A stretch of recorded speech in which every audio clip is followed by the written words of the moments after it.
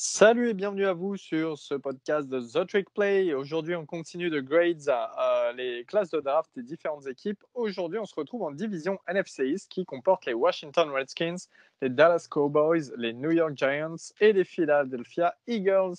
On commence avec les Redskins dans la capitale.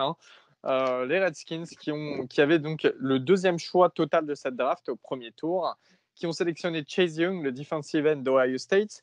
Ensuite, ça passait directement au troisième tour. Ils ont pris Antonio Gibson, qui fait running back et receveur du côté de Memphis. Quatrième tour, deux choix avec Sadiq Charles, l'offensive tackle d'LSU, et Antonio Gandy-Golden, le wide receiver de Liberty.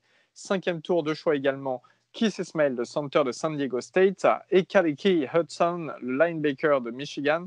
Septième tour, deux picks, notamment Cameron Curl, le strong safety d'Arkansas, et James Smith-Williams, le D-end de NC State.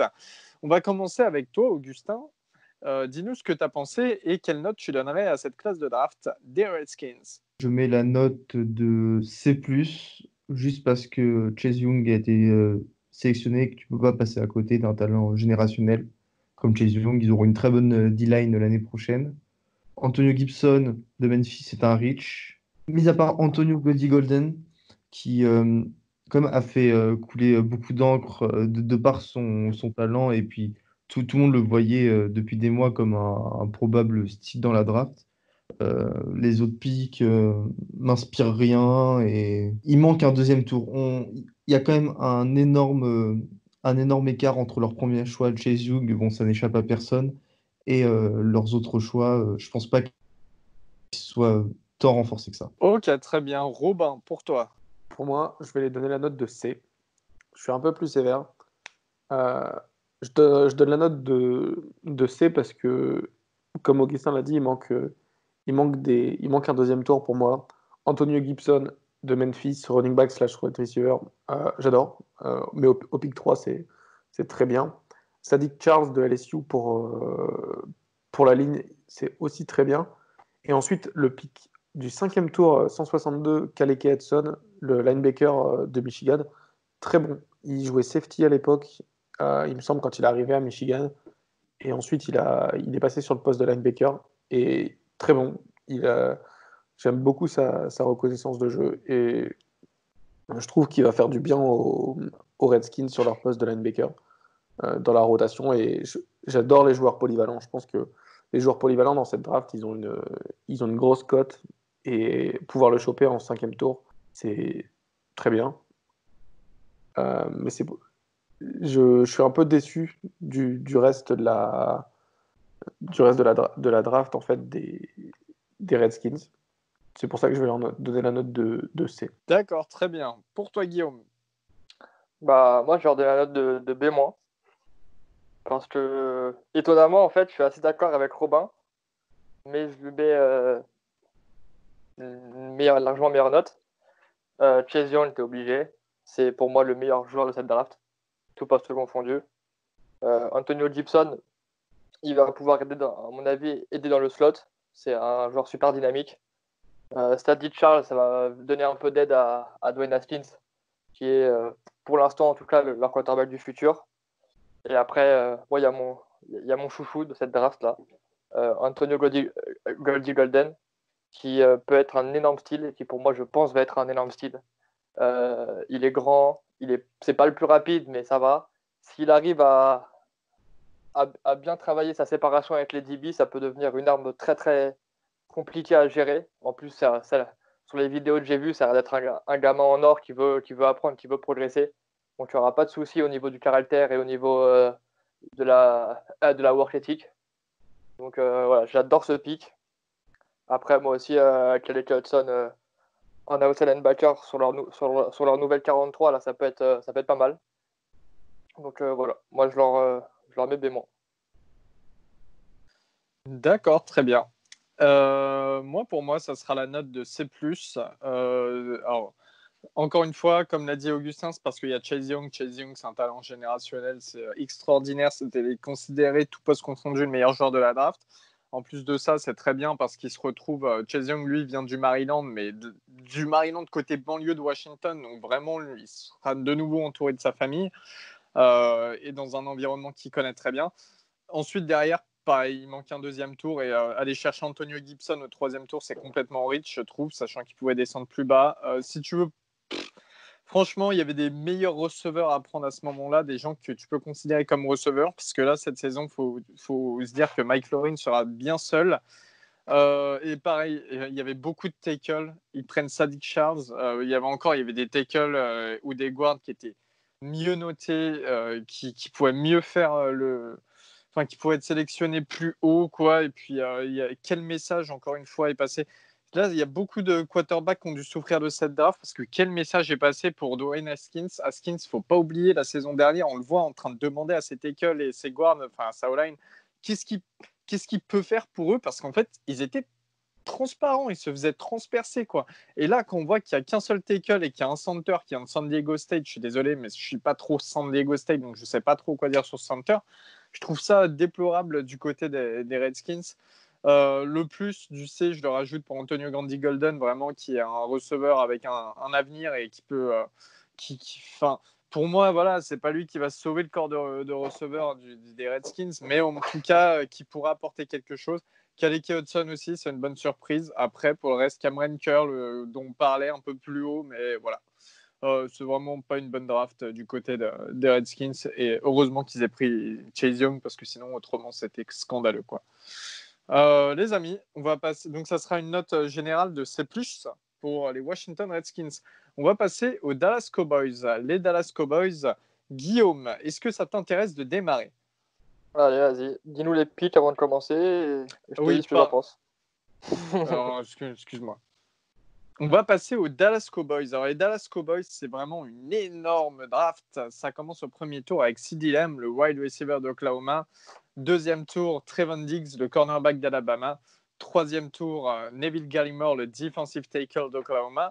Quatrième tour, Reggie Robinson, le cornerback de Tulsa. Cinquième tour, le fameux Tyler Biadasz, center de Wisconsin. Et Bradley Anae, le DN d'Utah. Et septième tour, Ben DiNucci, le QB de James Madison. On va commencer avec toi, Guillaume. Alors, moi, je leur ai mis la note de A-. J'aime beaucoup leur draft. À mon avis, Jerry Jones, il a dû parler plusieurs langues qui ne sont pas l'anglais quand il a vu CeeDee Lamb tomber jusqu'au 17e choix. À mon avis, c'était absolument pas prévu, il n'y a absolument pas dans les plans de le prendre lui. Mais là, tu te retrouves vraiment trop obligé. Donc, en plus, ça va permettre je pense que ce pic-là, ça va vraiment permettre au coaching staff et au board des Cowboys de, peut-être un peu trop tard, vu qu'ils l'ont re-signé, mais de se faire une idée vraiment de qu'est-ce que vaut Dak Prescott. Parce que moi, je le trouve vachement surcoté. Il a une ligne d'enfer depuis quasiment qu'il arrive dans la ligue. Il a un top running back avec Zeke Elliott et à chaque fois, les expectations, elles ne sont pas remplies. Donc là, avec CeeDee Lamb, ça va être mon gars, tu as toutes les cartes en main. Maintenant, va falloir des victoires. Très bonne deals en corner. Corner, c'était un need. Je trouve ça plutôt pas mal. Avec Reggie Robinson au 4e tour. Neville Gallimore au tour 3. Bah, bien joué, les gars, parce que je le voyais partir largement avant. Donc, ça va pouvoir mettre du poids sur cette ligne défensive. Ensuite, Bradley Anae qui tombe au 5e tour aussi. Je trouve ça encore une fois bien joué. Et Tyler Biadasz, déjà que je l'aime beaucoup de base. Quand tu as un O-line qui sort de Wisconsin, Nebraska, des stades comme ça, tu sais que tu vas réussir quasiment déjà. Et quand en plus on te met dans la O-line des Cowboys avec tous les vétérans qu'il y a, ou même s'il n'y a pas que des vétérans, il y a des jeunes mais qui ont déjà pas mal d'expérience, je pense qu'il peut que réussir.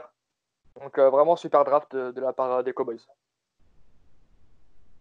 Très bien. Pour toi, Augustin. Alors, moi, je remets la note de A. Bon, Guy a très bien parlé de CeeDee Lamb, mais surtout pour Tyler Biadasz qui vient remplacer Travis Frederick. Et qu'on soit clair, Ezekiel Elliott qui court dans les brèches ouvertes par Tyler Biadasz, ça va faire encore plus mal qu'avec Travis Frederick. Non, mais j'exagère. C'était juste sur le run game. Pour moi, Tyler Biadasz n'aura peut-être pas les mêmes qualités de protection que Travis Frederick, mais si Tyler Biadasz était attendu aussi haut dans les mock drafts il n'y a pas si longtemps que ça, c'est parce que c'était un super run blocker. Et je pense que, comme disait Guillaume l'autre jour, bah, je crois qu'Ezekiel Elliott a trouvé son nouvel ami. Bon, lui, il portera pas ses maillots haut du ventre, hein, ils n'ont pas la Pas les même petits crop top. corpulence, mais je pense qu'il va pouvoir lui offrir des Rolex comme l'a fait Lamar Jackson à ses O-line. Voilà, donc 1A. Ok, super. Pour toi, Robin? Pour moi, c'est B+. Le... la draft des Cowboys, ils ont répondu à leur need. Et pour moi, c'est inespéré que tous les joueurs qu'ils ont pris, c'est des joueurs qui sont tombés à eux, en fait. Typiquement, CeeDee Lamb, il est tombé en 17. Il n'aurait pas dû tomber. Moi, je pense que si CeeDee Lamb n'était pas tombé et que CJ Anderson avait pas été drafté en 9, les Cowboys auraient pris CJ Anderson, mais ils se sont rattrapés avec Trevon Diggs d'Alabama, qui est un très bon joueur, qui a de l'expérience dans les gros matchs, et c'est ça qui manque aux Cowboys, parce qu'il faut quand même passer des tours de playoff. Neville Gallimore sur la D-line, ça va les aider, et c'est un super pick, surtout au 82e choix. Et mon pick préféré, comme le vôtre, hein, le pick de Tyler Biadasz à Wisconsin en 146, c'est inespéré. C'est inespéré pour remplacer Travis Frederick. Il va pouvoir apprendre derrière les meilleurs. Et j'ai envie de dire Zach Martin, Tyron Smith pour apprendre et développer des joueurs, il n'y a rien de mieux. Et même le pick Bradley Anae de Utah, qui vient encore renforcer la D-line qui est déjà expérimentée. Et la D-line, ils ont perdu Queen à la free agency, il me semble, qui est parti aux Dolphins. Donc, ils avaient besoin de cornerback, de D-line, un peu de ligne offensive et des receveurs. Et résultat, ils ont chopé des receveurs, des cornerbacks, des D-line. Il y a tout ce qu'il faut pour faire une bonne saison et ils ont tous leurs needs qui sont comblés. Donc, parfait. Pour moi, il manque un petit safety. Je vois pas trop l'intérêt de prendre Ben DiNucci de James Madison, le quarterback, au 7e tour. Donc, je pense qu'il y aurait eu affaire avec un safety un peu plus haut ou un safety au 7e tour. Mais sinon, à part ça, très très bonne draft. Je mettrais la note de B+, voire A-, mais B+. Alors moi, je leur donne la note de A-, car ils n'ont pas pris de safety. Et pour moi, à la place de Trevon Diggs, j'aurais pris un safety, vu qu'ils étaient un peu tombés. J'étais à la limite de mettre A juste pour le yacht de Jerry Jones. Mais bon, on va rester sur du A-. J'aurais juste quelque chose à dire sur Bradley Anae qui est tombé au 5e tour. Un mec comme ça, avec sa vitesse, ses mains qui sont surpuissantes, c'est incroyable qu'il soit tombé aussi bas. Et petite mention spéciale pour Reggie Robinson, qui, qui va faire, à mon avis, plus que la rotation des Cowboys. Très bien, je te remercie, Valentin. Pour moi, c'est pareil sur une note de A. Ça a frôlé le A+, hein, mais une note de A. CeeDee Lamb, c'est incroyable de l'avoir au 17e choix. De l'autre côté, avec Amari Cooper, enfin, sincèrement, moi qui suis fan des Saints, ça va bien m'embêter de les affronter à chaque fois là. Trevon Diggs, cornerback, ils avaient absolument besoin de cornerback. Trevon Diggs qui est annoncé comme à un moment c'était un premier tour, à un moment c'était un deuxième tour, mais en tout cas qui est toujours resté sur cette zone-là et qui était le meilleur choix possible au moment où c'est tombé pour les Cowboys. Ils l'ont pris, c'est parfait. Neville Gallimore qui était annoncé en fin de premier tour, début de deuxième tour, le defensive tackle d'Oklahoma, qui était une des seules fiertés de la défense d'Oklahoma. Donc Neville Gallimore, franchement, c'est un super pick. Encore une fois, au 3e tour, c'est vrai, clairement un style. Reggie Robinson qui justement joue cornerback et safety, qui a un bon potentiel. Tyler Biadasz, on en a tous parlé, c'est super de l'avoir et c'est super pour remplacer Travis Frederick. Bradley Anae, c'est clairement un style de l'avoir à ce moment-là. J'y crois toujours pas qu'il soit tombé aussi bas. Et Ben DiNucci, pour moi, voilà, c'est ce qui n'a pas coûté le plus dans mon A aux Cowboys, c'est que les Cowboys ont quand même que Blake Jarwin vraiment comme bon tight end après le départ de Jason Witten. Il aurait peut-être fallu un tight end à ce moment-là au lieu de prendre un quarterback qui vient de James Madison et qui n'allait pas être drafté, et qui avait déjà Clayton Thorson en remplaçant de notre ami Dak Prescott et Cooper Rush. Donc, pour rajouter un quarterback, voilà quoi. Donc, on va dire qu'en moyenne, ça sera une note de A pour les Cowboys. On va passer aux New York Giants. Les Giants, alors je vous fais les choix des Giants. Ils avaient le 4e choix total avec Andrew Thomas, l'offensive tackle de Georgia au premier tour. Ensuite, 2e tour, Xavier McKinney, le safety d'Alabama. 3e tour, choix 99, donc bien plus bas, Matt Peart, l'offensive tackle de UConn, University of Connecticut.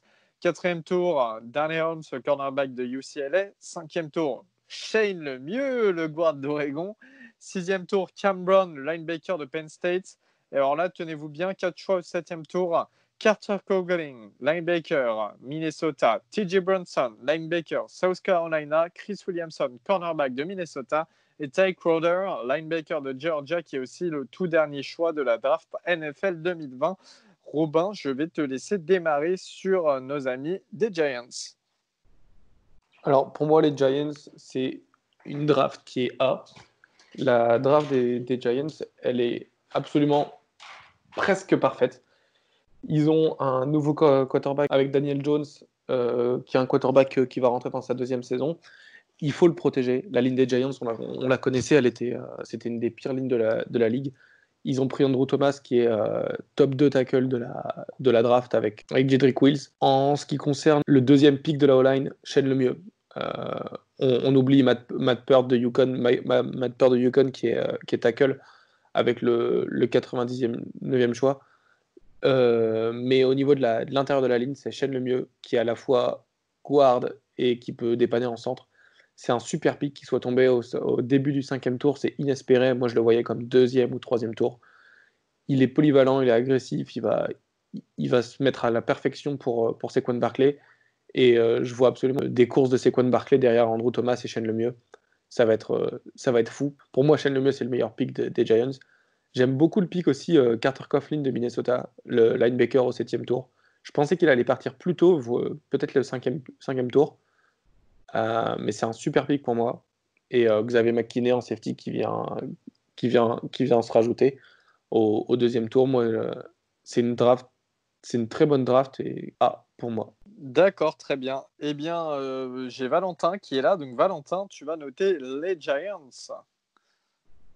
Alors moi, je vais être un peu plus dur avec eux. Je vais leur donner la note de B, pardon. Andrew Thomas, Xavier McKinney, ok, je suis d'accord. Mais après, à part Shane Lemieux et Carter Coughlin, c'est pas foufou. Ils ont pris des gars à des moments où il y avait meilleur qu'eux, sur le papier, je dis bien après. Donc après, je vais pas revenir sur sur ce qu'a dit Robin, il a globalement bien dit, mais pour moi, elle est pas si folle que ça, cette draft, et il y avait mieux à faire. Et à part les 2 premiers picks, pour moi, c'est pas top et ils sont pas tant renforcés que ça sur cette draft. D'accord, très bien. Pour toi, Guillaume. Donc moi, je leur ai mis la note de B+. Je suis pas spécialement fan de leur draft. Le choix de Andrew Thomas au pick 4, moi, je suis pas très fan. Pour l'avoir vu pas mal jouer avec Georgia contre Florida ou même contre les autres équipes de SEC. Il est bon, il est très bon, il n'y a pas de souci. Mais il va falloir faire quelque chose pour ses mains parce qu'il y a un nombre de hold-in qui va se faire siffler en NFL qui ne se faisait pas siffler en NCAA. C'est affolant. J'avais dit il y a quelques temps, c'était le meilleur holder de la ligue pour déconner, mais ça va pas être loin de ça s'il ne bosse pas là-dessus. Après, Xavier McKinney, partir en premier safety, c'est pas un scandale, c'est pas une hérésie, mais bon, pour moi, il y avait meilleur. Après, voilà, Shane Lemieux, pour moi, c'est un top pick. J'aurais bien voulu l'avoir chez les Steelers, mais bon, il a été pris par les Giants, donc ça va faire plaisir à Saquon Barkley. Donc je pense que dans cette division, ça va pas mal courir, ça va être assez sympa à voir. Ça va être des matchs rapides pour le coup, avec pas mal de courses. Mais ouais, sinon je suis un peu mitigé. Ils avaient le choix à 4 à chaque fois. Et je pense qu'ils auraient pu faire mieux. Donc voilà, B. Plus. D'accord, très bien. Pour toi, Augustin? Ouais, moi, tout a été dit, j'ai rien rajouté. Je mets un B+, pour deux gros needs qui ont été, qui ont été comblés. Une petite mention spéciale à Shane Lemieux, comme l'a bien expliqué Robin. Tu fais plaisir. C'était le pick à prendre en 150, qui l'eût cru. Très bien. Moi, ce sera la note de B+, également. Pareil, Andrew Thomas, ça me fait plaisir parce qu'il est annoncé comme meilleur tackle pendant un moment de la saison. Ensuite, il était descendu sous Jedrick Wills et Tristan Wirth. Ça me choque pas. Ça aurait pu être quand même Jedrick Wills, mais ça me choque pas, donc c'est bien. Xavier McKinney, pour moi, c'était quasiment le meilleur safety. Ensuite, on passe à Matt Peart. Matt Peart qui aurait pu descendre plus tard en tant que tackle. Il y avait des meilleurs tackles à ce moment-là, au 3e tour. Darnay Holmes, le cornerback, pareil, des cornerbacks avec plus de, je dirais, plus de potentiel. Shane Lemieux, c'est une excellente pick. Et ensuite, il y a 4 linebackers qui partent. Il y a Coughlin qui est pas mal, mais après, bon, le reste, j'ai l'impression qu'à la fin, ils ont pick pour pick et ça me dérange un peu, sachant qu'il y avait peut-être encore. Quand je vois les joueurs qui ont été undrafted, je me dis qu'il y a certains joueurs vraiment qui méritaient leur place dans un roster NFL dès la draft et que là, les Giants sont passés au-dessus de ça. Donc ça sera un B+, et ça sera une moyenne de B+, pour les New York Giants. On va passer aux Eagles de Philadelphie, les amis. Et les Eagles, les Eagles, bon, bah, vous allez voir, c'est assez particulier leur draft. Ça démarre avec le round 1 et Jalen Rigor au 21e choix, le wide receiver de TCU, Texas Christian University. Round 2, c'est Jalen Hurts, le quarterback d'Oklahoma, la grande surprise. Round 3, Davion Taylor, le linebacker de Colorado. Round 4, Kayvon Wallace, le safety de Clemson. Round 4, Jake Driscoll, le guard d'Auburn. Round 5, John Hightower, le wide receiver de Boise State. Round 6, Sean Bradley, l'inside linebacker de Temple. Quez Watkins, le wide receiver de Southern Miss. Et Prince Tega Wanogo, la surprise aussi, le tackle d'Auburn. Round 7, Casey Toohill, linebacker de Stanford. Guillaume, toi, comment tu la noterais cette classe de draft des Eagles? Alors, je vais peut-être dire ça parce que je suis pas fan des Eagles, mais moi j'aime bien cette draft, donc je leur ai mis la note de B. Alors, un peu comme tout le monde, Jalen Reagor, pourquoi quand tu as des mecs comme T. Higgins ou quoi encore sur le board, pourquoi Jalen Reagor? Mais bon, ils doivent avoir leur choix. Donc, c'est surtout sur le choix de Jalen Hurts, qui pour moi est un choix très intelligent. Jalen Hurts, tout le monde le sait, c'est un bosseur, c'est un winner, c'est le joueur de foot que personnellement je veux avoir dans mon équipe. Et on connaît les soucis de blessure de Wentz. De ce qu'on entend dans les bruits de couloir, on va dire, ça n'a pas l'air d'être le mec le plus aimé du vestiaire. Donc avoir un mec comme Jalen Hurts en backup qui est pour moi un futur starter, je trouve que c'est vachement intelligent. Alors peut-être que le deuxième choix c'est un peu haut, enfin deuxième tour pardon c'est un peu haut, mais moi j'en ai absolument rien à faire. Leur choix derrière il était à plus de 40 piles derrière, donc fallait le prendre maintenant. Kevin Wallace de Clemson, pareil, que j'aime beaucoup, qui a eu un peu de mal à finir la saison, mais que j'aime vraiment bien. C'est un très bon safety qui pourra jouer nickel corner à mon avis. Et voilà, et après, donc, comme tu disais, Prince Tega Wanogo qui tombe fin de 6e tour. Un peu incompréhensible. Après, à mon avis, je pense que c'est comme pour le mieux et les Biagas. On ne sait pas tout. Il y a des raisons pour lesquelles les 32 équipes les passent maintes et maintes fois. On doit forcément y avoir des raisons parce que c'était une ou deux équipes, ils auraient été quand même piqués avant. Donc à voir pourquoi il est tombé si bas comme les deux gardes que je viens de citer. Mais sinon voilà, j'aime pas mal leur draft avec John Hightower, le receveur de Boise, qui est assez grand, qui est assez solide. Peut-être de faire se renforcer un peu et mettre de la chair sur le corps parce qu'à 6'2, faire 190 pounds en NFL, tu risques de manger. Donc voilà, moi je suis plutôt satisfait de cette draft et j'aime bien, donc j'ai mis B. D'accord, très bien. Pour toi, Valentin. Alors moi, je leur donne la note de B. Je pense qu'ils ont pick des gars qui correspondent le mieux à leur système de jeu, surtout au niveau des receveurs. Donc comme Jalen Rigor ou Quez Watkins qui sont très très très rapides. Ils ont quand même pris John Hightower pour un peu plus de taille. Mais globalement, je dirais que c'est une draft assez homogène. Avec Jack Driscoll qui est tombé au 4e tour, qui peut être une bonne surprise, un futur starter pour eux. Euh, Prince Tega Wanogo, bon, on va pas revenir dessus. C'est très bizarre qu'il soit tombé aussi bas, mais il doit y avoir une raison. Mais bon, ça peut être un très bon pick pour l'avenir aussi. On va dire que globalement, c'est pas forcément des gars qui vont être très très performants sur leur première saison, mais qui, bien coachés, au fur et à mesure, vont sûrement l'être. Et puis, juste pour revenir sur Jalen Hurts, qui nous, quand il a été drafté, ça nous a grandement surpris.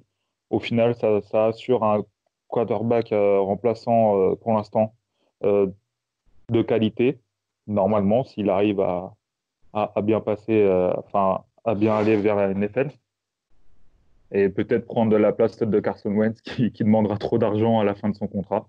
Donc c'est pas une mauvaise draft de la part des Eagles. Très bien, je te remercie. Augustin, pour toi, les Eagles. Je suis assez mitigé. Je sais pas vraiment quoi penser de cette draft. Tout d'abord, tu avais deux nids énormes, c'était receveur et des joueurs dans le backfield. Jen Rigor, bon, après, c'est des experts, eux, mais je ne suis pas du tout. D'ailleurs, j'ai pas la prétention. Mais ça me paraît quand même être un mauvais choix quand il restait des joueurs comme Justin Jefferson et même Denzel Mims, que je préfère Jen Rigor, mais bref, c'est pas le choix le plus important. Je pense sincèrement que Jalen Hurts a été pris euh, parce qu'il restait plus les safety que les Eagles voulaient. Winfield Jr., McKinney et Delpit étant partis. Alors ils sont rabattus sur Kevin Wallace, qui pour moi est bien meilleur que Tanner Muse qui a été pris par les Raiders. Ça c'est un bon choix, c'est une bonne compensation je trouve. Et puis voilà, j'ai rien d'autre à dire. Plutôt mitigé, je mets un C+. D'accord, ça marche. Pour toi, Robin. Alors, moi, cette draft, j'aime bien, mais comme Augustin, je suis assez mitigé. Du coup, j'ai mis la note de B-. J'ai mis la note de B- parce que je pense que Jalen Reagor, il y avait mieux à faire. Je pense que Jalen Hurts, c'est un bon pick. Carson Wentz, il est beaucoup blessé et aussi ils peuvent potentiellement dire à Carson Wentz, bah écoute, sors du terrain pendant quelques jeux, on va essayer de tenter des nouveaux trucs avec Jalen Hurts qui est un quarterback assez physique qui peut bouger, donc on peut tenter autre chose que faire que de la passe avec toi. En ce qui concerne le O-line Jack Driscoll de Auburn, c'est plutôt pas mal. Euh, Sinon, mon pick préféré, un peu comme tout le monde, c'est Prince Tega Wanogo d'Auburn aussi, au 6e choix. C'est inespéré pour eux qui tombent là. J'augmente leur note, je passe leur note de C+ à B- uniquement pour Prince Tega Wanogo. Prince Tega Wanogo, c'est le remplacement de Jason Peters qui se fait vieux. Et ok, l'année dernière, ils ont drafté André Dillard de Washington, mais je pense quand même que la ligne elle est vieillissante avec Lane Johnson d'un côté, Jason Peters de l'autre. Il y aura une place pour Prince Tega Wanogo. Et c'est pour ça que je mets la note de B-. Sinon, ils ont comblé leur need en théorie, mais je pense que Jalen Reagor, c'était pas le meilleur joueur. Ils ont comblé leur need aussi au poste de safety avec Evan Wallace, mais je pense que c'était pas le meilleur joueur disponible. En fait, il y a beaucoup de bons joueurs, mais pour moi, c'est pas des joueurs qui vont être titulaires, ça va être des joueurs de rotation ou des mauvais titulaires. Et je regrette qu'ils aient pas pris de cornerback, puisque, ok, ils ont pris Darius Slay à la free agent en trade, mais d'un côté, pour moi, il manque un deuxième corner, puisque Jalen Mills il est souvent blessé. Très bien, je te remercie. Moi, de mon côté, ça sera un C+, et encore, j'ai l'impression d'être généreux. Jalen Rigor, sincèrement, quand tu le prends au premier tour, 21e choix, que derrière, t'as Justin Jefferson et T. Higgins qui sont encore dispo, je comprends pas. Rigor, pour moi, c'est vraiment le receveur qu'il fallait pas drafter sur cette draft. celui qui a des mains, enfin qui a choqué un ballon. Jalen Hurts, pareil, je comprends pas du tout ce choix, surtout au deuxième tour. Tu sais quoi, tu as un quarterback qui peut assurer si Ben se blesse, qui arrive régulièrement, c'est vrai. Bah, tu avais Jacob Eason, tu avais Jake Fromm qui ont des plus gros bras que Jalen Hurts et qui tombaient bien plus bas. À ce moment-là, il fallait prendre un safety parce que le corps de safety est quand même un peu à la ramasse du côté du collectif Philadelphie. Ils ont pris Kayvon Wallace au 4e tour, alors que justement, avec le 2e ou le 3e, ils pouvaient se choper un petit Ashton Davis ou quelqu'un dans le genre. Enfin, il y avait mieux à faire. Deviant Taylor, c'est pareil, c'est au moins un 4e, 5e tour, sachant que tu avais Troy Dye qui était toujours sur les tableaux. Le plus du C, je le rajoute pour Jake Driscoll, qui est un bon guard d'Auburn, vraiment. Et Prince Tegawanogo, c'était inespéré de l'avoir à ce moment-là de la draft. On ne connaît pas les raisons exactes du pourquoi, du comment il a chuté autant dans cette draft, parce qu'il est annoncé quand même 2e tour. Mais voilà, pour moi, c'est une très mauvaise draft de la part de Philadelphie. Il y avait 10 000 fois mieux à faire. Et je pense que si j'étais fan des Eagles, c'est une équipe que vraiment j'affectionne en plus. Et c'est une ville que j'adore, Philadelphie. Mais là, pour le coup, les gars, vous n'avez pas assuré, quoi. Si on peut conclure là-dessus, donc ça fera une note à peu près de C+, B-, C+, on va dire, pour les Eagles. Si on peut faire un ordre croissant, ça sera les Dallas Cowboys devant les New York Giants, devant quand même les devant les Redskins et devant les Eagles, je crois, où les deux se battent entre elles. Voilà, en tout cas, merci de nous avoir écoutés pour cet épisode sur la NFC East et on revient très bientôt pour une autre division Post-Grade Draft Class. Allez, salut les gars et à la prochaine. Salut. Salut à tous. Salut.